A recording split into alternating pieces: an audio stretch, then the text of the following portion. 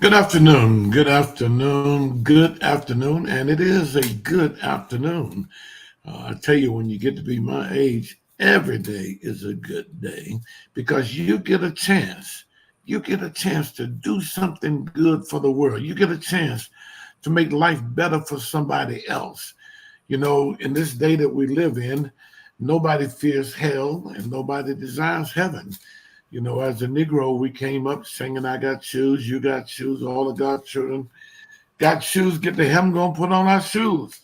Well, we got DSW and all these other places now, so plenty of us got shoes.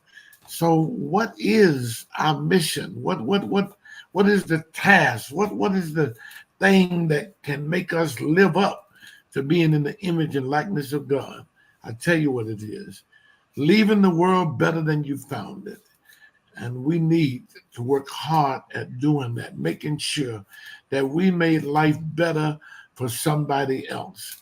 And I have a young lady with me at this hour, and I know that only those who are listed as followers will get the notice that we're even on.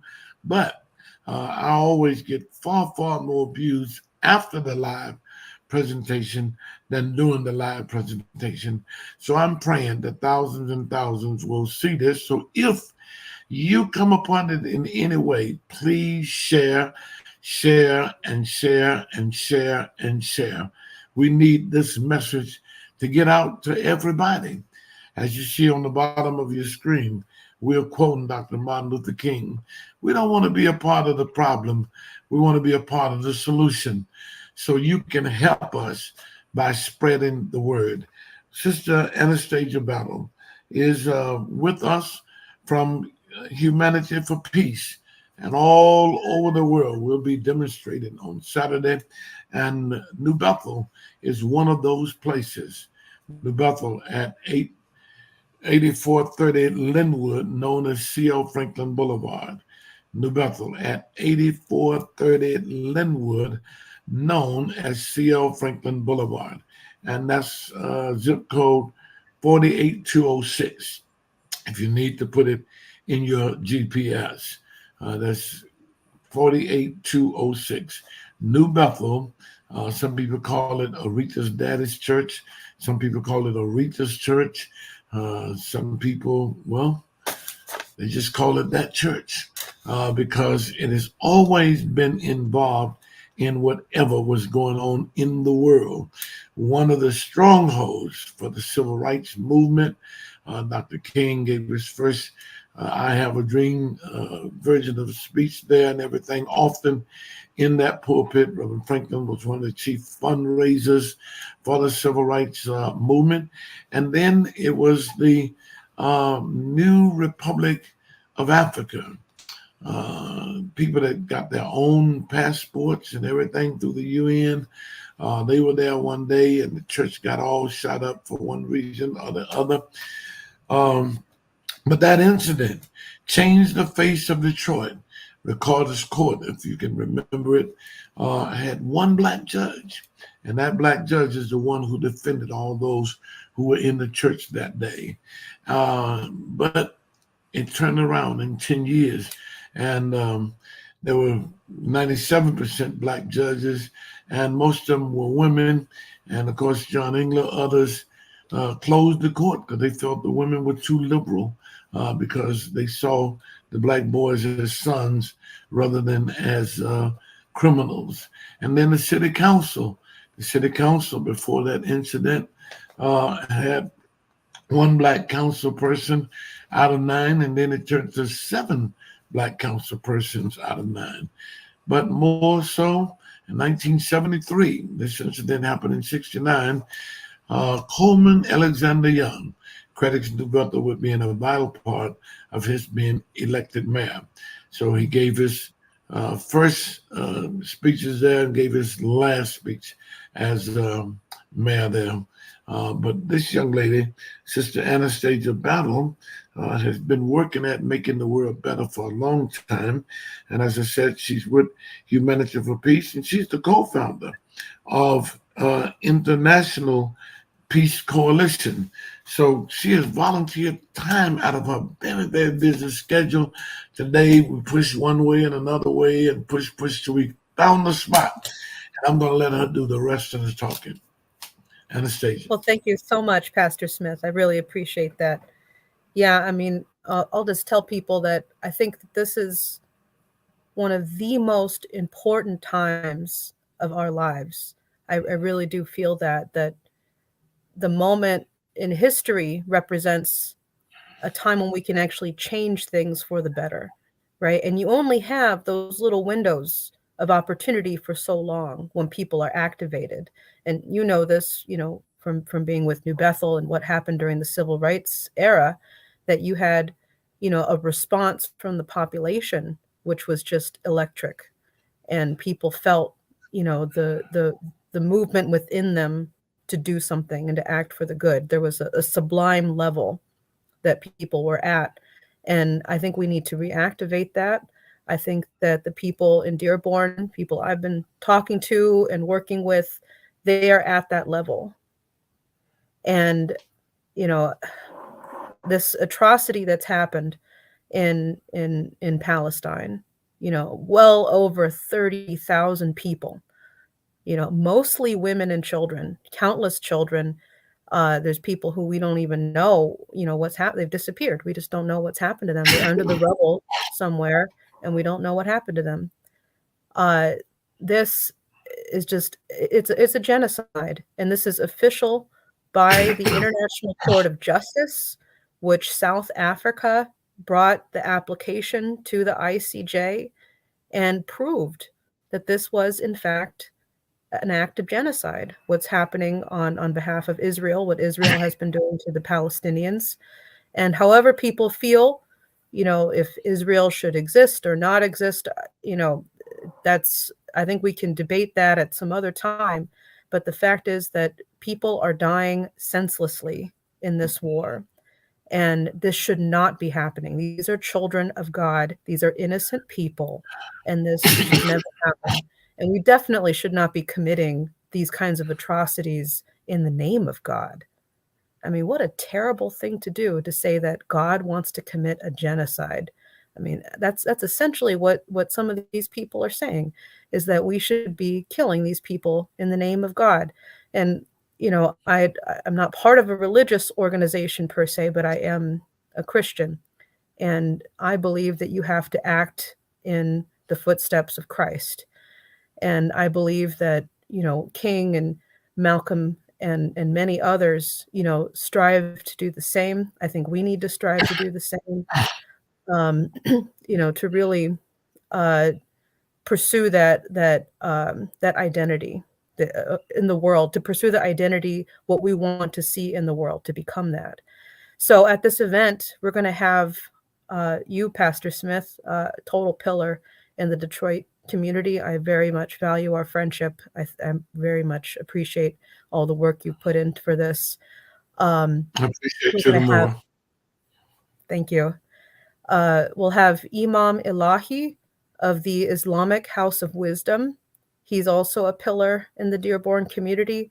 This is a very well-known mosque, which does lots of activities. In fact, Imam Elahi is known as the Imam of Peace. He's done many press conferences. He's worked with many people in the community all over Michigan, and has done a lot of work around the world. So he's also a dear friend of mine and has done a lot of work to better people, to really activate the best in people. Another friend is Reverend Sukair of Christ Episcopal Church. He's also a really wonderful speaker. He's been offering his church really for such a long time. He's part of a whole network of the interfaith community in Dearborn.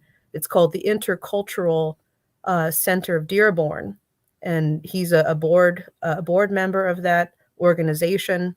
And they've had so many wonderful events. If anybody here in Detroit would ever love to attend one, I would highly encourage it. They have wonderful speakers from the interfaith community in Dearborn. They bring people like Jewish Voice for Peace, rabbis, Christians, Muslims, all different kinds of people together. And it's actually a very wonderful process that I've witnessed. So I very much value Reverence Who Cares activism and moral strength in the community as well. I think all three of you in particular that I've been speaking with have this really higher sublime concept in what we need to bring to the community so people aren't just enraged, right? I mean, that's the problem, right? People see these atrocities going on and they get frustrated and they get enraged. And then it's either they want to yell at somebody or they get depressed. And from my standpoint, we have to have something other. There has to be something other that you express. And I really do believe that, you have to come to the church.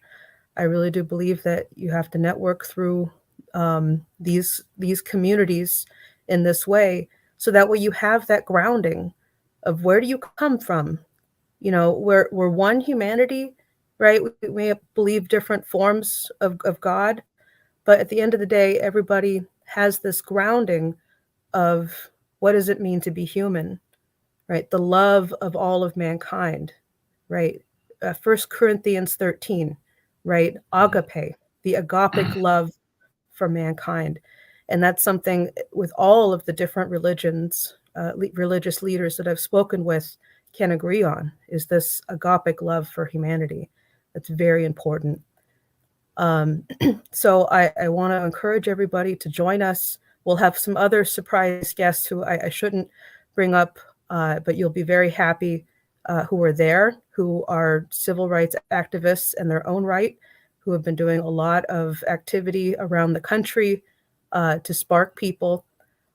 Personally, I want to do more nonviolent direct action training.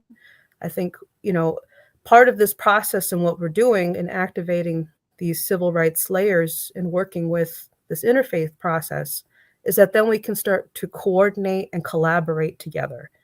We can start to do these kinds of things. We have that spark of inspiration already, and I think people are hungry for it because they don't want to just be angry, right? And one of my favorite songs, which was written by an NAACP member called "Lift Every Voice and Sing." This was Johnson. And if you don't mind, I'd like to just sing the first verse. But I think that this song really embodies, that the civil rights movement never ended. It never stopped with Black liberation. It's continued on for the liberation of all of humanity. And this is what King had the idea, which I fully believe is why he was killed. I fully believe that because that's where he wanted to go. So let me just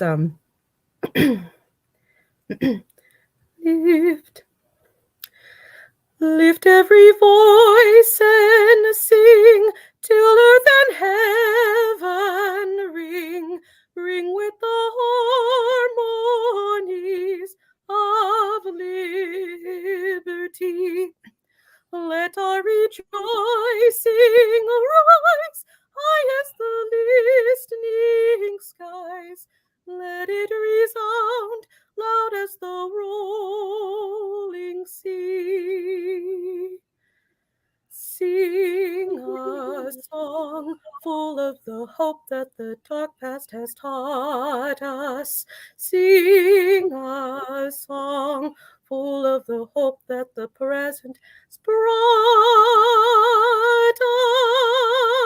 us.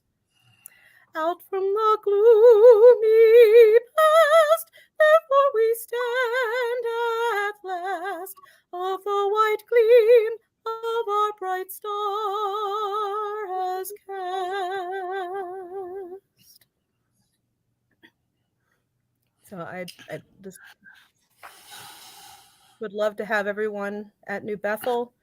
I really would like to bring more of these beautiful works from this era. To if you are part of this singing community and you'd like to sing some of the spirituals, please let me know. Reach out. I'd love to share that with people at this meeting.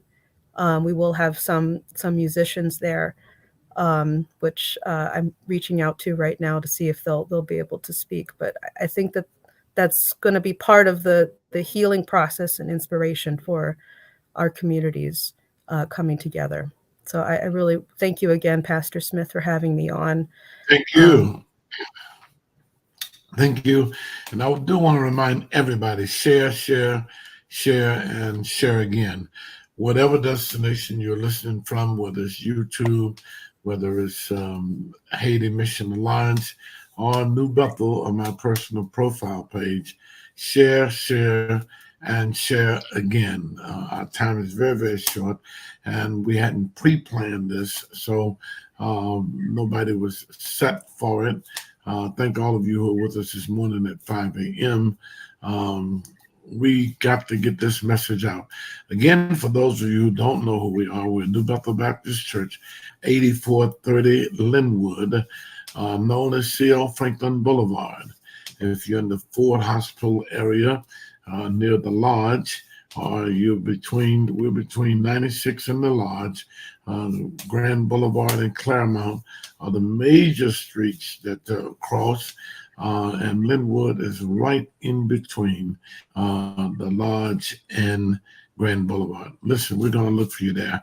And thank you so much, Anastasia. Such a beautiful voice. Oh, my goodness. Such a beautiful voice. God bless you. God keep you. And tell your husband we said hello. God bless you. You will. God bless you too.